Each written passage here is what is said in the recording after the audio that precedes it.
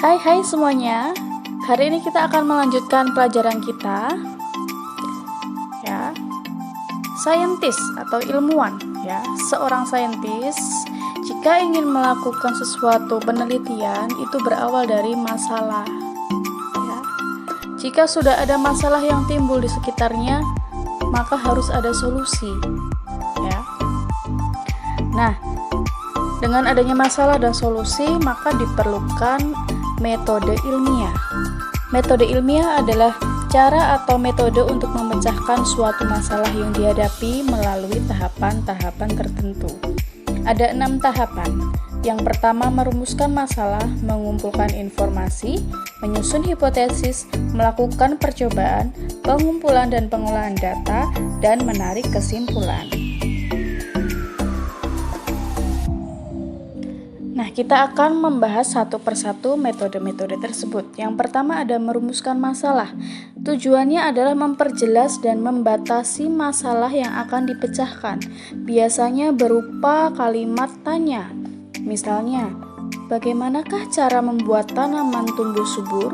Atau, apakah sinar matahari dapat membuat tanaman tumbuh subur? Nah, itu contohnya. Setelah itu kita mengumpulkan informasi.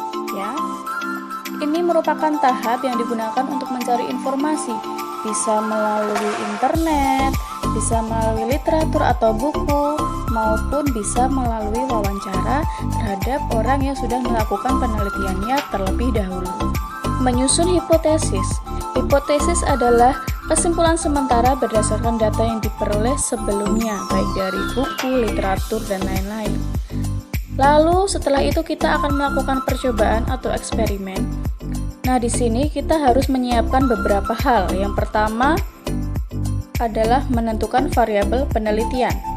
Variabel ini dibagi menjadi 3, ada variabel bebas, berarti bisa diubah, variabel terikat, variabel yang akan kita amati, dan variabel kontrol, variabel yang dibuat sama persis dan dapat dikendalikan. Contohnya, Bu Linda akan melakukan suatu penelitian dengan judul pengaruh berbagai jenis media air terhadap pertumbuhan tanaman kangkung.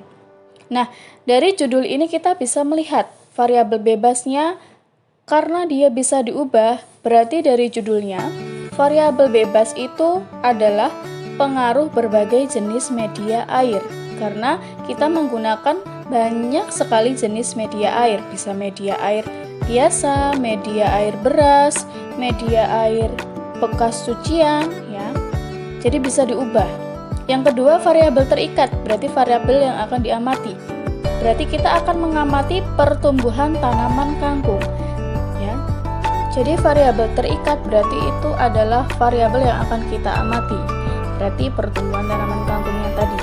Yang terakhir, variabel kontrol ya. Variabel kontrol itu sama persis dan terkendali ya. Bisa alat dan bahannya sama ya. Atau pupuknya sama, potnya sama, sama-sama menggunakan tanaman kangkung dan lain-lain. Nah, yang selanjutnya kalau sudah menentukan variabel, kita menentukan alat dan bahan ya. Alat dan bahan itu berbeda. Lalu merencanakan eksperimen dan terakhir kita akan menjalankan eksperimen. Kalau sudah, kita akan menggunakan tahap pengumpulan dan pengolahan data, ada berbagai macam. Yang pertama ada diagram lingkaran. Ya. Yang warna kuning itu berarti data penjualan buku April sebesar 21%. Lalu ada diagram batang.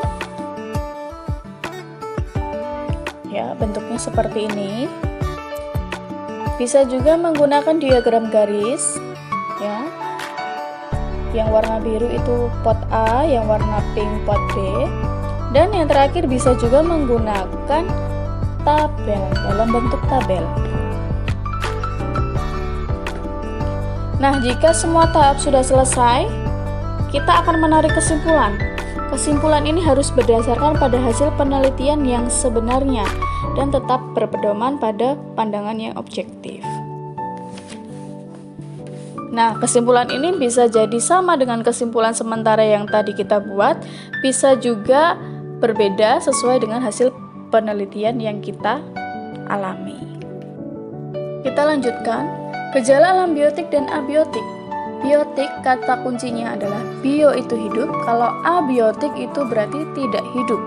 Ya, jadi semua kejadian yang ada di sekitar kita yang berhubungan dengan hidup dan tak hidup. Contohnya kalau biotik ya, berarti ada ulat sedang makan daun-daunan. Kalau abiotik berarti apa?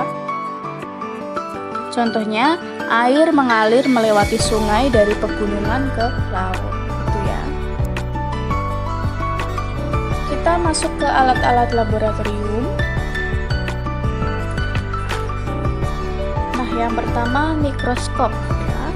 Mikroskop adalah alat bantu yang digunakan untuk mengamati organisme yang sangat kecil. Ya. Contohnya bakteri, protozoa, jamur, dan yang lainnya. Nah, penemu mikroskop yaitu Zacharias Janssen. Nah, mikroskop itu ada berbagai macam jenis ya, berdasarkan jumlah lensa okulernya. Ada 2. Yang pertama monokuler, itu punya 1 lensa. Dan yang kedua adalah mikroskop binokuler ya, menggunakan 2 lensa. Jadi ini ya gambarnya berbeda.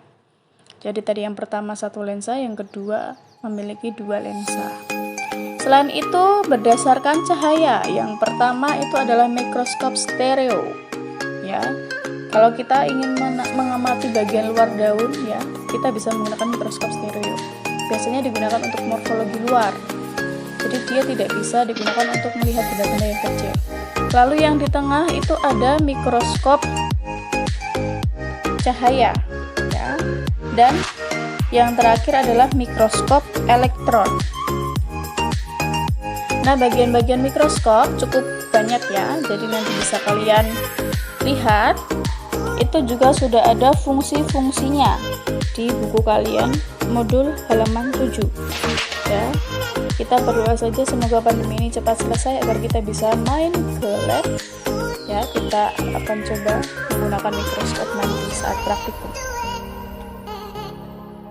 Nah, Bu, gimana cara kita memegang mikroskop? Nah, jadi ada caranya ya. Seperti gambar yang ada di layar kalian, itu adalah cara memegang mikroskop. Nah, cara menggunakannya. Yang pertama, kalian meletakkan mikroskop di atas meja, jadi sejajar dengan tubuh kalian. Yang kedua, kalian memutar revolver ya. Biasanya kita akan menggunakan lensa yang paling kecil dulu, perbesaran paling kecil ya. Setelah itu yang ketiga, kalian memutar lensa okuler ya, agar dihasilkan gambar seperti yang ada di atas ya. Jadi sampai cahayanya ketemu ya. Jadi sampai berwarna putih terang.